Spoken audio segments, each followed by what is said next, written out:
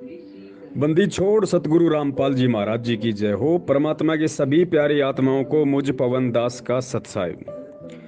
पुण्यात्माओं, देखो, सबसे पहले तो दास आप सभी भगत भाई बहनों से निवेदन करता है कि जब से परमात्मा ने मुझे सत्य की सेवा के लिए निमित्त बनाया है, तब से दास यही संदेश देता आया है कि भैया पवन दास के पीछे नहीं चलना है। पवन दास की केवल उसी बात को मानो, उसी बात का समर्थन करो जो तुम्हें लगता है कि पवन दास की ये बात गुरुजी के ज्ञान से मैच करती है। अन्यथा पवन दास की बात मानना किसी के लिए कोई बाध्य नहीं है। और दूसरा, मैं पवन दास आप सभी भाई बहनों से निवेदन करता हूं कि भैया जब आप मेरी बातों से सहमत ना हो तो आप मुझे कभी भी छोड़ के जा सकते हो, कभी भी आप ये ग्रुप छोड़ के जा सकते हो। आप लोग बिल्कुल भी बाध्य नहीं हो, क्योंकि पवन दास किसी के कहने से नहीं चलता, पवन दास किसी के दबाव में नहीं चलता, पवन दास किसी मूर्ख की बातों के हिसाब से नहीं चलता। पवन दास केवल सबसे पहले अपने सतगुरुदेव जी के ज्ञान को आधार बनाकर हर चीज को तोलता है, नापता है, उसके बाद अपना रिएक्शन करता है। तो जो भगत भाई बहन मेरी बातों से सहमत ना हो, मेरे विचारों से सहमत ना हो, मेरे वीडियो से सहमत ना हो, मेरे पोस्टर से सहमत ना हो, या किसान आंदोलन को जो सोशल मीडिया पर मेरे द्वारा समर्थन दिया जा रहा है, उनकी हक की लड़ाई में, उनकी सत्य की लड़ाई में, जिसको ये सब कुछ अच्छा ना लग रहा हो, उस व्यक्ति को पवन दास का संपर्क नहीं करना चाहिए। वो महा गलती कर रहा है। उसको अभी और इसी वक्त पवन दास से दूर हो जाना चाहिए, क्योंकि वो भगत है और भगत केवल वहीं पे सहयोग करता है जहां उसका स्वार्थ होता है भाई। क्योंकि आजकल का भगत केवल वही चीजों में सपोर्ट करता है जहां उसका स्वार्थ होता है। हरियाणा के जाट आंदोलन में भक्तों का स्वार्थ था, उन्होंने उसका सहयोग किया, जबकि ज्ञान बोलता है कि आरक्षण में हमने किसी का सहयोग नहीं करना, क्योंकि आरक्षण की लड़ाई वो मूर्ख, निठल्ले और कामचोर लोग लड़ते हैं जिनको अपने हाथ पैरों पे यकीन नहीं होता, जिनके ऊपर भगवान का सहारा नहीं होता। वो लोग हराम की कमाई खाने के लिए, गवर्नमेंट से फ्री की एड लेने के लिए आरक्षण की लड़ाइयां लड़ते हैं।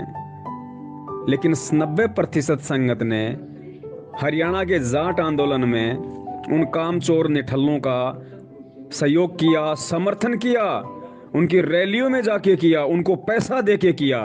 अरे पवन दास तो ना किसानों को पैसा दे रहा, ना उनकी रैलियों में जा रहा।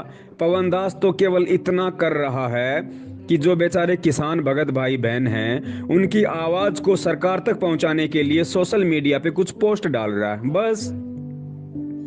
अब उसमें भी संत रामपाल जी महाराज जी के कुछ तत्वज्ञानी भक्तों को ऑब्जेक्शन हो रहा है, तो भाई वो उनके अपने दिमाग की कमी है, उनके विवेक की कमी है। यदि किसी को अच्छा नहीं लगे तो पवन दास ने किसी को जबरदस्ती नहीं बांध रखा है, और ना ही पवन दास को कोई संगठन बनाने का शौक है। मुझे कोई शौक नहीं है कि मेरे पीछे कुछ भगत लगे, मेरी बातों का अनुसरण करें, मुझे फॉलो करें, मुझे कोई शौक नहीं है भगत जी।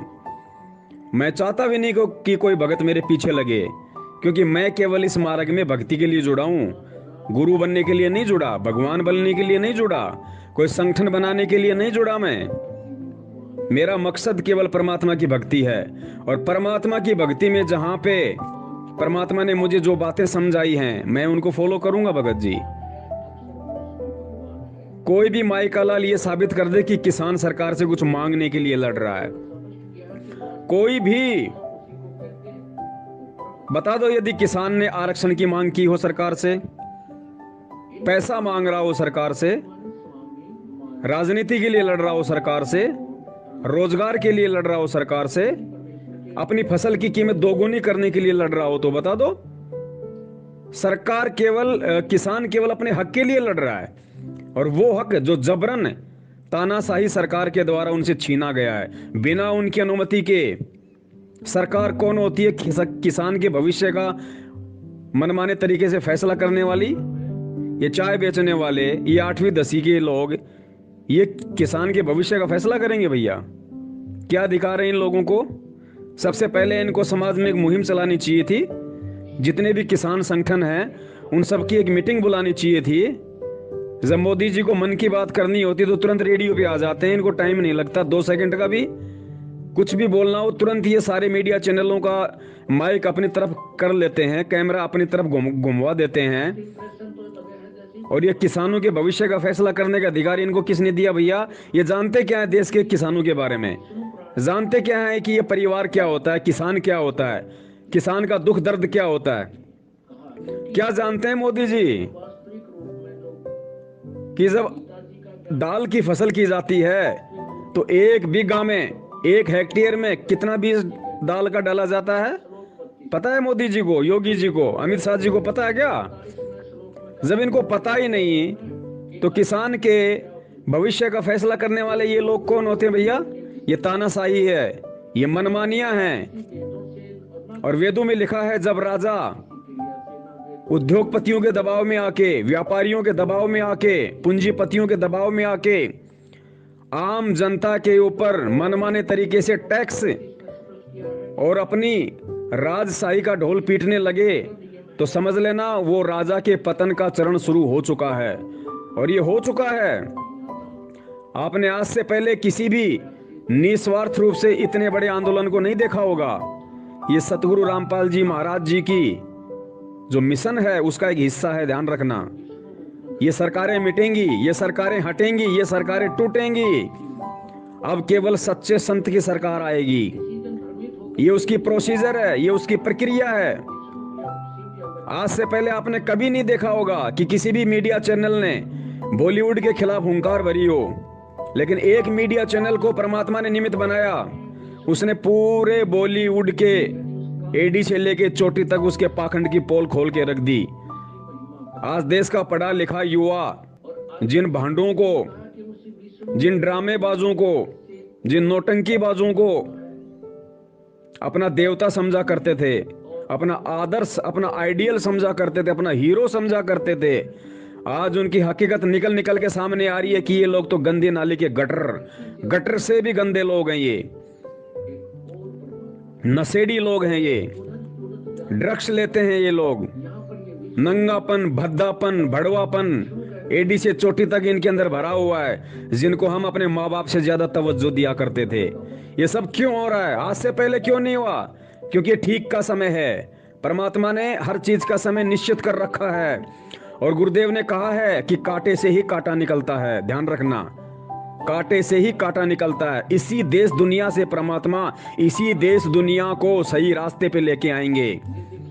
तो जब यदि आप किसी ऐसी मुहिम में जो देश हित में हो, जो राष्ट्र हित में हो, जो सतगुरु हित में हो, जो भक्ति हित में हो, जो एक स्वच्छ समाज के हित में हो, यदि ऐसा कोई आंदोलन हो, कोई धरना प्रदर्शन हो और उसमें यदि आप किसी का शरीर से सहयोग नहीं कर सकते, यदि आप किसी का पैसे से सहयोग नहीं कर सकते और दूसरा व्यक्ति यदि सोशल मीडिया पे उनकी आवाज को बुलंद कर रहा है, तो आप लोगों को कोई अधिकार नहीं है उसके खिलाफ आवाज उठाने का। आप लोगों को कोई अधिकार नहीं है ये पूछने का कि किसान आंदोलन से हमें क्या फायदा, हमें क्या लाभ। अरे भगत भी स्वार्थ होता है क्या? अरे भगत भी स्वार्थी होते हैं क्या? कि जहां भगत का स्वार्थ होगा वहीं भगत जाके उनका सपोर्ट करेगा, उनका समर्थन करेगा। भगत भी लालची हो गए क्या? स्वार्थी हो गए क्या? अरे भगत तो निस्वार्थ भाव से किसी की सेवा करता है। ये किसान कोई पाकिस्तान के नहीं है, अफगानिस्तान के नहीं है। ये इस देश को पाकिस्तान बनाने के लिए आंदोलन नहीं कर रहे। ये इस देश का अन्नदाता है। और जो बहुत सारे भगत भाई कहते हैं ना, क्या किसान अकेले पंजाब में ही है? दूसरे किसान क्यों नहीं कर रहे आंदोलन? हाँ, किसान केवल पंजाब में ही है। हम जिनको असली किसान कह सकते हैं ना, वो केवल पंजाब में है।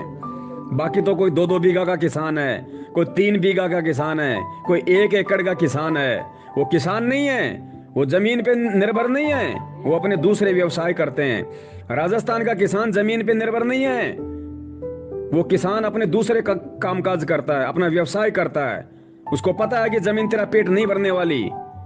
लेकिन जो पंजाब का किसान है उसको असल में अन्नदाता कहा जाता है, क्योंकि 70% देश का पेट पंजाब का किसान भरता है, जिसके पास में सैकड़ों एकड़ जमीन होती है, सैकड़ों बीघा जमीन होती है।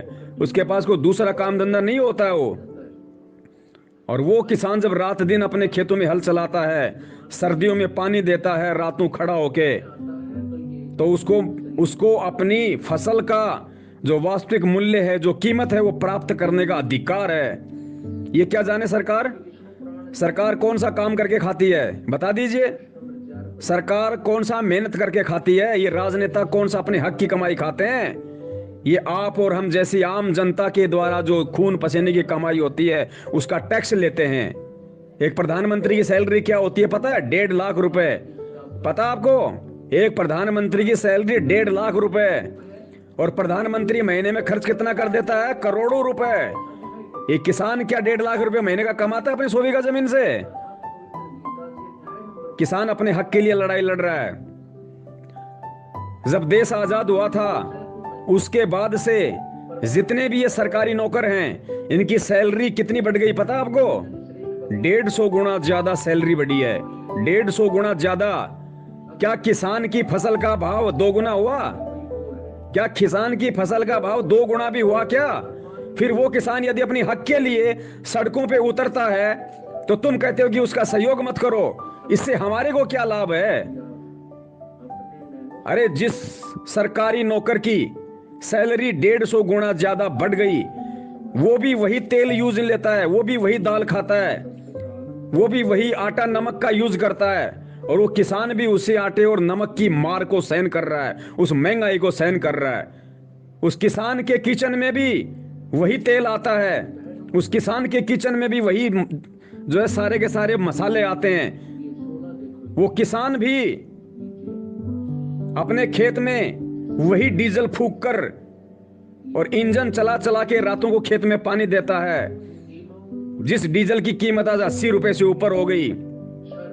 और वो नौकर, वो सरकारी नौकर जिसकी सैलरी 150 गुना ज्यादा हो गई, वो भी उसी डीजल को अपनी गाड़ी में भर के अपनी नौकरी पे जाता है। तो मार सहन कौन कर रहा है? जो 80 रुपए का डीजल एक नौकर अपनी गाड़ी में भरता है, उसकी सैलरी 150 गुना ज्यादा। और वही 80 रुपए का डीजल एक किसान अपने जमीन में फसल को पैदा करने के लिए पानी देता है, उसकी फसल 2 गुना भी नहीं हो रही, तो क्या करेगा बेचारा? भूखा मरेगा?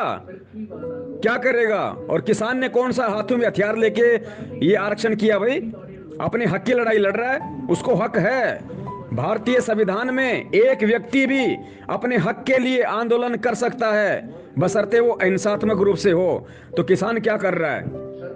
और खुद भारत की सरकार ने जंतर मंतर और रामलीला मैदान को प्रोटेस्ट के लिए, आंदोलनकारियों के लिए निश्चित किया है। फिर उन किसानों को जो हिंसात्मक रूप से अपनी हक की लड़ाई के लिए आंदोलन कर रहे हैं, उनको उसी रामलीला मैदान में और जंतर मंतर पे क्यों नहीं जाने दिया जा रहा, जो उनका अधिकार है? तो ये क्या सरकार की तानाशाही नहीं है? भगत जी कुछ विचार करो, सोचो, अपने स्वार्थ में लिप्त मत रहो। तुम इसी समाज में रहते हो। जब तुम्हारे गुरुदेव संत रामपाल जी महाराज जी को बरवाला कांड के तहत और हिसार जेल में बैठा दिया गया, तो तुम भगत लोग 786 दिन तक जंतर मंतर पे एक आंदोलनकारी के रूप में क्यों बैठे रहे तुम लोग? क्या उस समय तुम लोग उम्मीद नहीं कर रहे थे कि दुनिया हमारा साथ दे? क्या उस समय तुम लोग ये उम्मीद नहीं कर रहे थे कि दूसरे पंथ वाले भी हमारा साथ दें, इस मुहिम में हमारा साथ दें? क्या तुम लोगों की सोच नहीं थी? लेकिन तुम्हारा किसी ने साथ नहीं दिया। क्यों नहीं दिया? क्योंकि तुम स्वार्थी लोग हो। तुम केवल अपने लिए लड़ाइयां लड़ते हो, तुम केवल अपने लिए आंदोलन करते हो। और जो व्यक्ति केवल अपने तक सीमित है, दूसरा कौन साथ देगा उसका? आज वो किसान अपने हक की लड़ाई लड़ रहा है और वो कुछ मांग नहीं रहा सरकार से। तुम तो जंतर मंत्र पे बैठ के कुछ मांग रहे थे सरकार से कि हमारे गुरुजी को जेल से बाहर निकाल दे, हमारे गुरुजी को जेल से बाहर निकाल दे। किसान क्या मांग रहा है? कुछ नहीं मांग रहा बेचारा, कुछ नहीं मांग रहा। जबरन जो उसे छीना गया उसको वापस मांग रहा है। तो तुमसे अच्छे तो ये किसान थे। ये किसान हैं जो निस्वार्थ भाव से अपनी लड़ाई लड़ रहे हैं और अहिंसात्मक रूप से लड़ रहे हैं। तो और तुम भगत होके कहते हो कि हमारे को इससे क्या लाभ है, हम किसानों का साथ क्यों दें? ये किसान कोई पाकिस्तानी नहीं है। इनकी मेहनत से उपजाया हुआ अन्न आज तुम्हारा पेट भर रहा है, जिसकी तुम 2 टाइम आरती करते हो, अन्नदेव की आरती करते हो। ये किसान उस अन्न को उपजाता है, इस देश का पेट भरता है। ये किसान कोई राजनीति नहीं कर रहा, इस किसान के खेत में उपजाई गई अन्न से जो रोटियां बनती हैं उसको कांग्रेसी भी खाते हैं, उस रोटी को बीजेपी वाले भी खाते हैं। और शर्म आनी चाहिए उन लोगों को। आज ये सरकार के पतन की ओर कदम बढ़ाया जा रहा है। ये सरकारें मिटेंगी, ये सरकारें हटेंगी। सरकारों ने बहुत राज कर लिया, सरकारों ने किसी का भला नहीं किया सिवाय अपने गोडाउन भरने के, अपना पेट भरने के। इस देश का किसान और ज्यादा गरीब होता जा रहा है। इस देश का उद्योगपति पूंजीपति और ज्यादा ऊपर बढ़ता जा रहा है। क्या है ये? अमीरी गरीबी की खाई कैसे भरेगी भैया? ये सतगुरु का समय है, ये सतगुरु का वचन फल रहा है। आम जनता ने आज तक कभी भी निस्वार्थ भाव से इतना बड़ा आंदोलन नहीं किया। आज से पहले आपने जितने भी आंदोलन देखे होंगे, अगर टीचर ने आंदोलन किया है, अगर शिक्षकों ने आंदोलन किया है तो अपनी तनख्वाह बढ़ाने के लिए किया है। अगर देश के युवा ने आंदोलन किया है तो रोजगार के लिए किया है। अगर मजदूरों ने आंदोलन किया तो मजदूरी बढ़ाने के लिए किया है। अगर रेलवे वालों ने आंदोलन किया है तो तनख्वाह बढ़ाने के लिए किया है। टीएडी और भत्ते बढ़ाने के लिए आंदोलन किया है। ये किसान आंदोलन पूरे देश का ऐसा पहला आंदोलन है जो केवल निस्वार्थ भाव से जन जागृति के लिए, सरकारों को चेताने के लिए ये आंदोलन कर रहा है। और इसमें भी सहयोग ना दो। तुम पहाड़ पे रहते हो या समाज में रहते हो, पहले ये डिसाइड कर लो।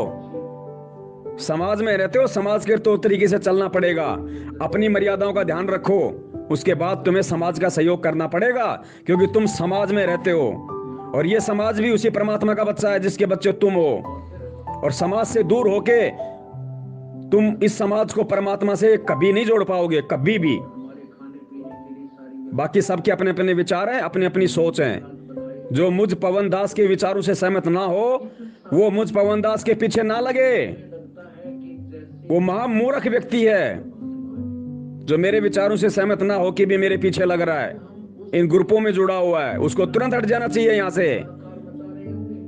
ऐसे धोबी के जो कुत्ते टाइप के इंसान होते हैं, ना घर के ना घाट के, पवन दास को ऐसे लोगों की जरूरत नहीं है, ऐसे भगत भाइयों की जरूरत नहीं है। मुझे कोई महाराज नहीं बनना जो संगत नाराज हो जाएगी, संगत मेरे से टूट जाएगी। संगत जाओ भाड़ में। दास पहले से कहता आया है कि दास कोई संगत के लिए नहीं कर रहा है ये सब कुछ। ये वीडियो रातों को जाग जाग के दास संगत के लिए नहीं बना रहा, ध्यान रखना। दास केवल अपना शिष्य धर्म निभा रहा है, केवल अपना शिष्य धर्म, कि कल को मेरा गुरुदेव आके मुझे ये ना कह दे कि नालायक, जब तुझे सारी सच्चाई का पता था, तुझे हकीकत का पता था, तो तूने सच के लिए आवाज क्यों नहीं उठाई? तूने क्यों नहीं उठाई? तूने सच के लिए आवाज। तेरे भगत भाइयों से उल्टे कर्म करवा के भक्ति नष्ट करवाई जा रही थी, उनकी मर्यादाएं तोड़वाई जा रही थी। जब तुझे सच्चाई का पता था तो तूने आवाज क्यों नहीं उठाई? तू उनकी आवाज क्यों नहीं बना? और जिस प्रकार आज आप कह रहे हो कि आपका क्या स्वार्थ है इन किसानों को समर्थन देने में, अगर मैं भी ये सोच लूं कि मेरा क्या स्वार्थ है संगत को जगाने में, क्या संगत मुझे अपनी भक्ति दे देगी? क्या संगत मुझे अपने पुण्य दे देगी? क्या संगत मेरे को ज्योति पाठ और दान का पैसा दे रही है या मुझे दे देगी? मेरा तो कोई स्वार्थ नहीं है। तो क्या मैं संगत को ना जगाऊं, मैं वीडियो ना बनाऊं, पाखंडियों के पाखंड की पोल ना खोलूं? आंखें खोलो, आंखें। 21वीं सदी में जी रहे हो, शिक्षित हो, ऊपर से तत्वदर्शी संत ने आके तुम्हें तत्व ज्ञान दे दिया। उसके बाद भी अगर कबूतर की तरह आंखें बंद करके ही बैठना है तो बैठे रहो, लेकिन मुझ पवन दास के साथ रहने की जरूरत नहीं है। मुझे ऐसे लोगों की जरूरत नहीं है। मुझे सच्चे सतसेवकों की जरूरत है। मैं केवल सच्चे सतसेवकों की संगति चाहता हूं जो सतगुरु के लाल है, हीरे मोती हैं। मुझे ऐसे अंध भक्तों की जरूरत नहीं है। अगर इतना ही अंध भगत बनना है तो बीजेपी ज्वाइन कर लो, लाखों में और लाखों ज्वाइन हो जाओ। और दास तो बिल्कुल खुल के समर्थन करेगा अपने भाइयों का, जो अहिंसात्मक रूप से, जब तक ये किसान अहिंसात्मक रूप से और अपने हक की लड़ाई लड़ेंगे, ना मैं इनका कोई पैसे से सहयोग करूंगा क्योंकि मेरे गुरु का आदेश नहीं है, ना मैं इनका कोई शरीर रूप से सहयोग करूंगा इनकी रैलियों में जाके, मेरे गुरु का आदेश नहीं है और ये तत्व ज्ञान भी ये नहीं कहता। लेकिन सोशल मीडिया पे इनकी आवाज बनूंगा, इनकी आवाज को सरकार तक पहुंचाने का मैं माध्यम बनूंगा। इसमें कोई मेरा साथ दे या ना दे, और 2-4 मुट्ठी भर भक्तों के साथ से कुछ नहीं होने वाला, कुछ नहीं होने वाला भक्तों से। तुम अपने लिए आवाज तो नहीं उठा पाते, ये सतलोक आश्रम मैनेजमेंट हरियाणा, ये काल का एजेंट तुम्हें 6 साल से एडी से लेके चोटी तक तुम्हारे को ऐसे रंदा मार रहा है, ऐसे तुम्हारे को बसोला मार रहा है, जैसे खाती लकड़ी को घिसता है, जैसे धोबी कपड़े को धोता है। ये तुम अंध भक्तों को 6 साल से धो रहा है, पकड़ पकड़ के, रगड़ रगड़ के। तुम इसके खिलाफ तो आवाज नहीं उठा पा रहे। किसानों का तुम क्या साथ दोगे? और ऐसे लोगों का साथ देने से किसानों का क्या भला हो जाएगा? सतगुरु ने ज्ञान दे दिया, इस ज्ञान को समझ के सही गलत के फैसले तुम्हें स्वयं लेने पड़ेंगे। हर चीज के लिए तुम्हें गुरु सत्संगों में नहीं बताएगा कि तुम्हें कहां साथ देना है, तुम्हारे को किसका साथ देना है।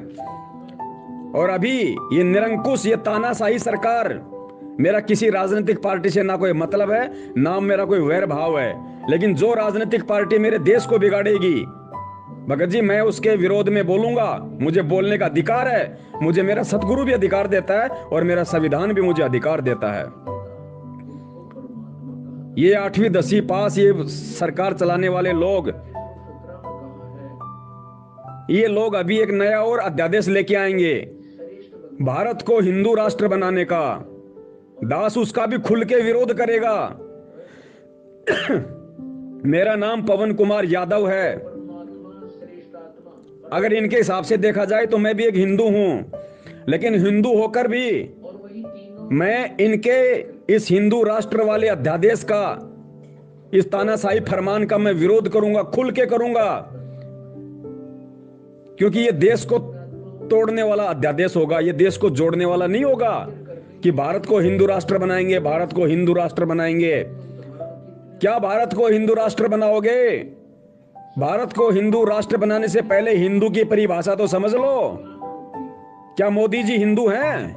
क्या अमित शाह जी हिंदू हैं? क्या मोहन भागवत जी हिंदू हैं? क्या इस देश के 115 करोड़ हिंदू असल में हिंदू हैं? परिभाषा का पता है हिंदू क्या होता है? परमात्मा इस पे भी वीडियो बनवाएंगे और लाइव आएगा दास 3 घंटे, और पूरे देश दुनिया को बताएगा कि हिंदुस्तान का 115 करोड़ व्यक्ति हिंदू नहीं है। उनको पता ही नहीं कि हिंदू होता क्या है, हिंदू के गुण क्या है, हिंदू के लक्षण क्या हैं। खाली नाम रामचंद्र, श्यामचंद्र, सोहन, मोहन रख लेने से कोई हिंदू नहीं होता। हिंदू के लिए आपको अपने वेद शास्त्रों के अनुसार चलना पड़ेगा। आपको देखना पड़ेगा कि मैं हिंदू हूं क्या। ये कुछ भी नहीं है। दास उसका भी विरोध करेगा। ये सनातन संस्कृति वाला देश है, ये कोई हिंदू राष्ट्र नहीं है। संविधान में कहीं भी अगर हिंदू शब्द का जिक्र हो तो बता दो। आपके संविधान में कहीं भी अगर हिंदुस्तान शब्द लिखा हो तो बता दो। आपके संविधान में इंडिया लिखा है, भारत लिखा है, और भारत में सभी धर्मों के लोगों को रहने का, चलने फिरने का, व्यवसाय करने का, अपनी बात रखने का, अपनी भक्ति विधि करने का अधिकार है। ये देश को बांटने वाला अध्यादेश होगा, और कुछ मूर्ख लोग होंगे जो इनका समर्थन करेंगे, क्योंकि जिनको खुद नहीं पता कि हम हिंदू हैं या नहीं हैं, वही लोग इसका समर्थन करेंगे, जबकि दास उसका खुल के विरोध करेगा कि इस देश को हिंदू राष्ट्र बनाने से पहले इस देश के 115 करोड़ हिंदुओं से ये तो पूछ लो कि वो हिंदू हैं भी या नहीं है। ये लेकिन ये बातें आप लोगों के समझ में नहीं आएंगी, क्योंकि आप लोग तो अंध भगत हो। अंध भगतों के समझ में ये बातें नहीं आया करती हैं। ये बातें केवल उनके समझ में आती हैं जिन्होंने सतगुरु के सत्संग आंख नाक कान खोल के सुने हैं, और सतगुरु से प्रार्थना की है कि हे परमेश्वर, अपने अनमोल वचनों को समझाने की दया दृष्टि रखना। जिन्होंने बुद्धि विवेक से सतगुरु की शरण ग्रहण की है, जिन्होंने भूत निकलवाने के लिए, पेट दर्द के लिए, लड़के की शादी करवाने के लिए, रोग ठीक करवाने के लिए नाम लिया ना, उनके समझ में ये बातें नहीं आएंगी। ये बातें उसके समझ में आएंगी जिसने अपने आत्म कल्याण के लिए इस ज्ञान को समझ के, इस ज्ञान को आधार बना के सतगुरु की शरण ग्रहण की है। तो इस सर्व संगत से मेरा निवेदन है, मैं कोई संगत के लिए नहीं चिल्लाता, मैं कोई संगत के लिए वीडियो नहीं बनाता। संगत मुझे कुछ नहीं देने वाली, संगत से मेरा कुछ भला नहीं होने वाला। ना मुझे कोई गुरु बनना, ना मुझे कोई तत्वदर्शी संत बनना। मुझे परमात्मा ने भगत बनाया, मैं भगत बन के रहूंगा, अपनी भक्ति करूंगा और भगवान को प्राप्त करूंगा। लेकिन मैं अपना शिष्य धर्म निभाते हुए कि कल को मेरा सतगुरु मुझे ये ना कह दे कि नालायक, जब तुझे सच्चाई का पता था तो तूने झूठों का साथ क्यों दिया, तूने गलत का साथ क्यों दिया। उस मार से बचने के लिए, उस सतगुरु के वचन से बचने के लिए ये दास आज संगत को जगाने के लिए ये वीडियो बना रहा है, वरना मुझे कोई आवश्यकता नहीं मेरा इतना समय बर्बाद करने के। इतना समय अगर मैं मेरी भक्ति में लगाऊं तो बहुत जल्दी मैं भगवान को प्राप्त कर सकता हूं। ये ज्ञान आधार की भक्ति है। इसीलिए परमात्मा कहते हैं कि अरबों में कोई हंस हमारा होए रे, खोकापुर के काग मिले दिन दोई रे। अरबों में कोई हंस हमारा होई रे, ये भगवान की वाणी है। ये मत समझ लेना कि ये कलयुग का बिजली पीढ़ी का समय है तो गुरुजी ने कह दिया कि अरबों खरबों पार होंगे तो अरबों खरबों पार होंगे, मत बहम में रहना। ये बातें परमात्मा 650 साल पहले भी कहा करते थे कि बच्चों भक्ति करो, सारे सतलोक चलेंगे, विमान आएगा, विमान में बैठ के जाएंगे, सारे जाएंगे। एक भी गया क्या? गया एक भी? तो क्या सतगुरु झूठ बोल रहा था? नहीं ना, सतगुरु आज झूठ बोल रहा, सतगुरु हमेशा सत्य बोलता है। लेकिन जाएगा कौन? जो ज्ञान को आधार बनाएगा, जो सतगुरु की भक्ति करेगा, जो मर्यादाओं में रहेगा।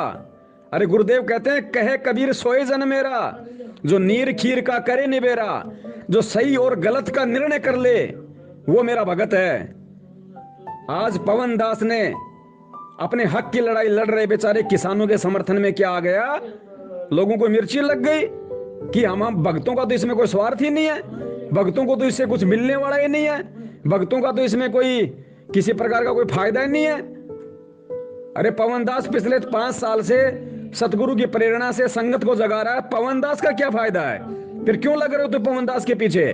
क्या फायदा पवन दास को संगत जगाने का? संगत अपनी भक्ति दे देगी, पैसा दे देगी, संगत मुझे अपना गुरु बना लेगी, भगवान बना लेगी, क्या फायदा है? फिर क्यों लग रहे हो संगत के पीछे? पवन दास तो निस्वार्थ भाव से लग रहा है, छोड़ो पवन दास को, पवन दास का तो कोई स्वार्थ नहीं है संगत को जगाने में। फिर क्यों लग रहे हो भाई तुम पवन दास के साथ है, जब पवन दास का स्वार्थ ही नहीं है तो? अरे भगत अगर अपना स्वार्थ देखने लगेगा, वो भगत नहीं, वो राक्षस है, राक्षस। और भाई मुझे राक्षस नहीं बनना, चाहे समाज हो, चाहे देश हो, चाहे दुनिया हो, जहां पे सत्य होगा, क्योंकि जहां सत्य होता है वहां भगवान है, और जहां भगवान है वहां भगत अवश्य आपको खड़ा मिलेगा। ये सब के अपने विचार हैं, अपनी सोच है इस भक्ति मार्ग में आने के बाद में, ध्यान रखना। जिसको जैसा समझ में आए वो वैसा करे, ना मुझ पवन दास के पीछे चलने की जरूरत है और ना ही ऐसे अंध भक्तों की संगति करने का मुझे कोई शौक है। गुरुजी कहते हैं, एक वाणी है परमात्मा की, ध्यान नहीं आ रही, जिसमें परमात्मा कहते हैं कि जिसमें अकल नहीं है, जो बेअकला है, उसकी बात छोड़ो, अकल वाला तो एक ही बहुत है। जिसको अकल है वो एक ही बहुत है। और परमेश्वर कहते हैं कि ये संसार विघ्न की घाटी, कोई निकलेगा बिरला सूर। ये सतगुरु के वचन है, ध्यान रखना। यहां पे हवाई जहाज भर के नहीं जाती। सतगुरु अपने बच्चों का मनोबल ऊंचा रखने के लिए, दृढ़ता बनाए रखने के लिए, भक्ति भाव पैदा करने के लिए सतगुरु को सोच छल छिद्र करने पड़ते हैं। यहां से कोई इक्का दुक्का निकलता है, इक्का दुक्का। जो पूर्ण सतगुरु पे आश्रित हो जाता है, जो नीर खीर का निबेरा कर लेता है। सतगुरु को परमात्मा ने सूरमा बताया कि लख भर सूरा जूझ ही लख भर सावंत दे, और लख भर यति जहान में तब सतगुरु शरणा ले। सूरवीर वो होता है जो ना गलत करता, और यदि समाज में कहीं कुछ गलत हो रहा है तो वो उसका विरोध करता है, उसको कहते हैं भगत, सूरवीर। तुम काहे के सूरवीर हो? कल को तुम्हारी आंखों के सामने किसी बहन बेटी को रोड पे सरेआम 2 बदमाश छेड़ रहे हो, उसके कपड़े उतार रहे हो, उसको नंगा कर रहे हो, तो जैसा तुम आज रिएक्शन कर रहे हो उस हिसाब से तो तुम लोग उस बहन के वहां से निकल जाओगे, तुम उसकी इज्जत ही नहीं बचाओगे, तुम उनका सामना नहीं करोगे। तुम कह दो कि मेरा क्या स्वार्थ है इसमें, इस लड़की को ये 2 लड़के नंगा कर रहे हैं, इसके कपड़े फाड़ रहे हैं बेचारी के, मेरा क्या स्वार्थ है, मैं इसको छुड़वा दूंगा तो ये कौन सा मेरे से शादी कर लेगी, ये कौन सा मुझे अपना पति बना लेगी, ये कौन सा मुझे अपने बाप की जायदाद मेरे नाम करवा देगी? तुम तो निकल जाओगे काम चोरों की तरह। तुम काहे के भगत हो फिर? तुम तो केवल वहीं लोगों का साथ देते हो जहां तुम्हारा स्वार्थ होता है। वो किसान, अगर उन बेचारे किसानों का जो अपने हक की लड़ाई लड़ रहे हैं, कुछ मांग नहीं रहे, अगर तुम उनका सहयोग कर दोगे, उनकी बात को गवर्नमेंट तक पहुंचाने के लिए, एक सामाजिक दबाव बनाने के लिए, तो क्या तुम्हारा नाम खंड हो जाएगा? भगवान तुमसे दूर हो जाएगा? लेकिन नहीं, तुम तो वहां करोगे जहां तुम्हारा स्वार्थ है। और भैया, जहां स्वार्थ होता है वहां भगवान नहीं होता। भगवान केवल सत्य के साथ होता है। और किसान अपने हक की लड़ाई लड़ रहा है। किसान इस देश के रीढ़ की हड्डी है, ध्यान रखना। जो किसान आज अपनी लड़ाई लड़ रहा है ना, उसका पैदा किया हुआ अन्न तुम खा रहे हो, तुम्हारे माँ बाप खा रहे हैं, तुम्हारे रिश्तेदार खा रहे हैं, पूरा देश खा रहा है। और उसी अन्न का तुम अपने सतगुरु को भोग लगाते हो और आज कहते हो कि उस अन्नदाता का साथ देने में हमारा क्या स्वार्थ है? डूब के मर जाना चाहिए हम लोगों को। संत रामपाल जी महाराज जी का भगत होके यदि आज भी किसी की ऐसी धारणा है, उसको डूब के मर जाना चाहिए। भगत नहीं हो वो, कभी जिंदगी में आगे नहीं बढ़ पाएगा, कभी सत्य सत्य का निर्णय नहीं कर पाएगा। बाकी सबकी अपनी मौज, सबकी अपनी मर्जी। लेकिन ऐसे लोग, ऐसे भगत मुझ पवन दास से बिल्कुल भी संगति ना करें। अगर ऐसा कोई इन ग्रुपों में है, मेरे साथ व्हाट्सएप पे जुड़ा है, फेसबुक पे जुड़ा है, यूट्यूब पे जुड़ा है, वो तुरंत रिमूव हो जाए, तुरंत लेफ्ट हो जाए। ऐसी गंदगी और ऐसे बेबुद्धि वाले इंसानों की मुझे बिल्कुल संगति नहीं करनी। मुझे परमात्मा के हीरे मोती लालों की संगति चाहिए, जो सत्य को समझते हैं, जो सत्य पे चलते हैं, जो सत्य का साथ देते हैं, जो सत्य को स्वीकार करते हैं। झूठों से हमारा कोई वास्ता नहीं है, क्योंकि हम सतगुरु के सेवक हैं भाई, सतगुरु के सेवक। बंदी छोड़। सतगुरु रामपाल जी महाराज की जय हो। सत साहिब।